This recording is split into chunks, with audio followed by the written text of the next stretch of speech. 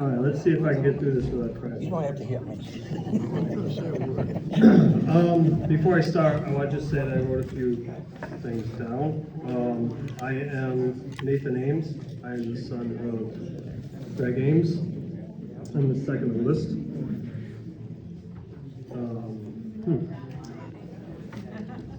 So,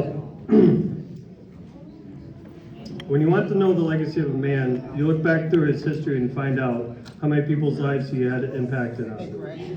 I don't think any one person had the same experience with my grandfather, Langdon Anderson Ames.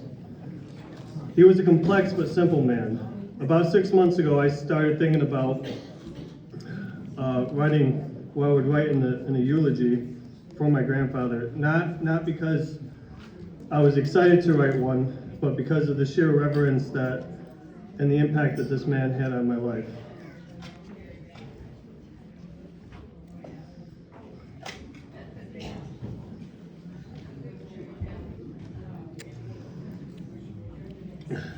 If you have any doubt of this to be true, look no further than my son's middle name.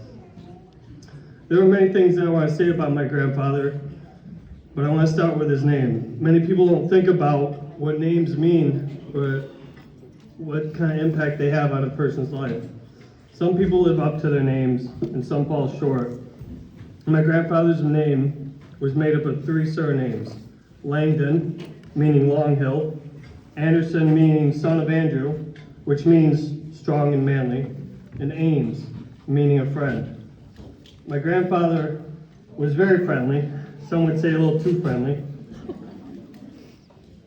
I would have to say that my grandfather did not fall short of all 3 names. I often find myself saying that I am a great friend, but I am your worst enemy. I take my name Ames in high regard, for I believe that there are 2 kinds of people in this world. There is an Ames, and then there's people who want to be an Ames. I have so many memories about him, so I would like to share a few good ones that define him as a person. My grandfather was born on the farm and was taught how to work from the time he was a baby. He took very little vacation, if any at all. This left an impression on me that hard work and working with your hands was not a bad thing for you. Growing up on the farm, my grandfather made a real deep impression on my life.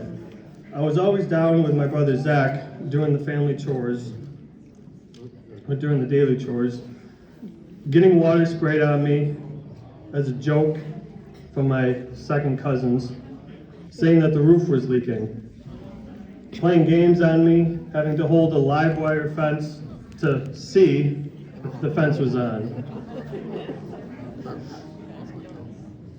This showed me that during work, you have to have some type of fun, and you have to have fun in it or you will resent it later on in life. One thing I can say for sure is my grandfather never stopped working, for he was no slacker.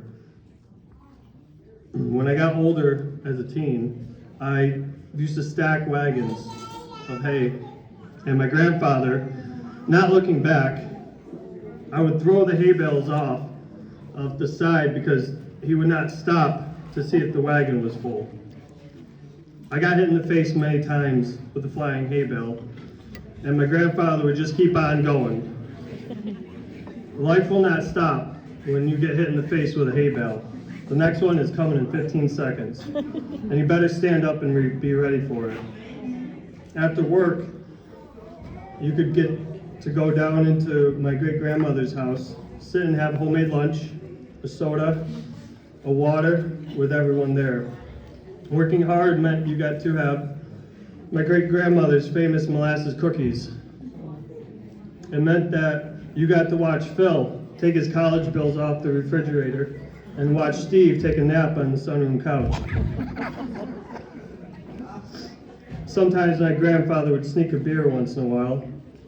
I learned to love going to the farm and working. It gave me a meaning. Now as I grow my business, I have modeled some of these traits and work ethics with him. I've been known to not take a break every 15 minutes. I have been known to not take or need a 15-minute break every 2 hours, and sometimes I expect more work to get done than the time allotted. I was there last time the cows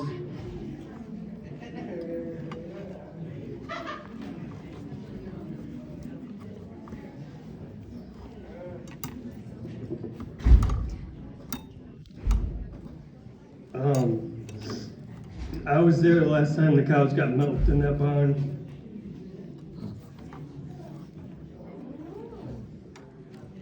I can still remember the day that my grandfather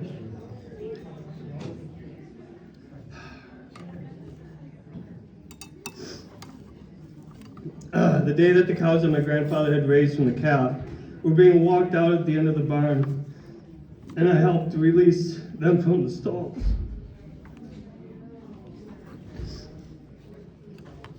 We watched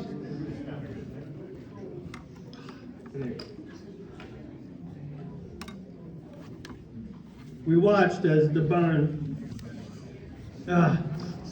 we watched as they walked over to Rex's barn. I can remember exactly where we were. We were leaning on the end of the two open doors at the end of the barn. I watched my grandfather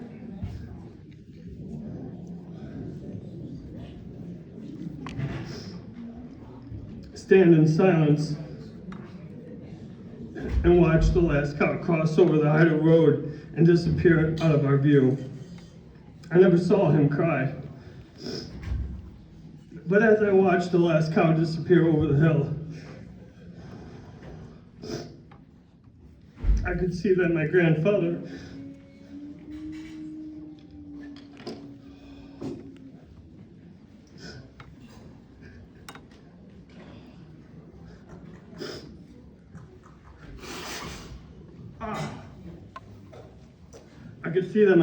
was holding back tears.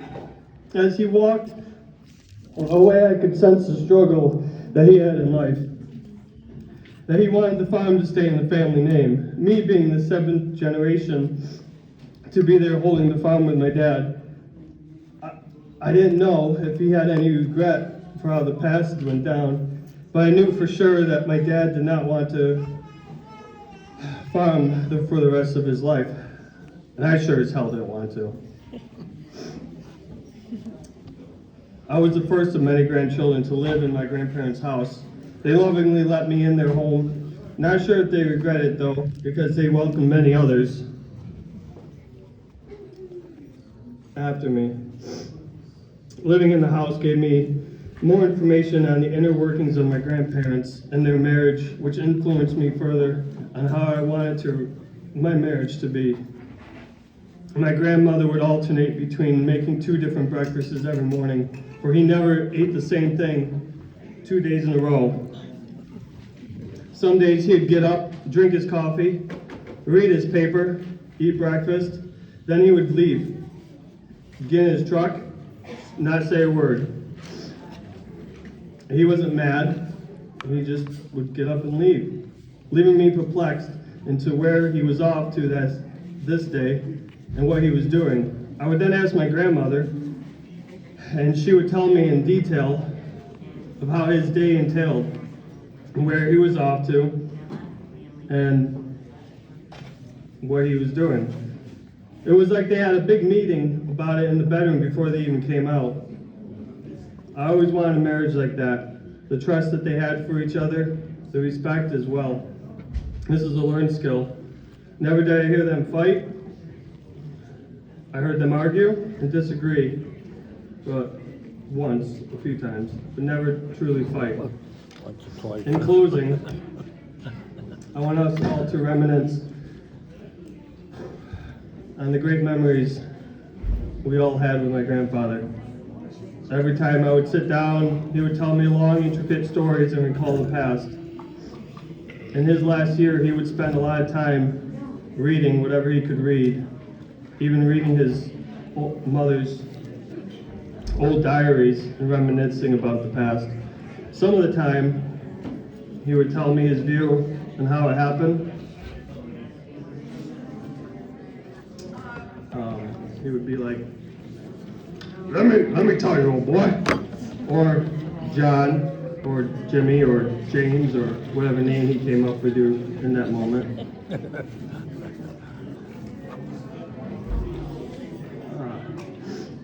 Let me tell you some of these last few words.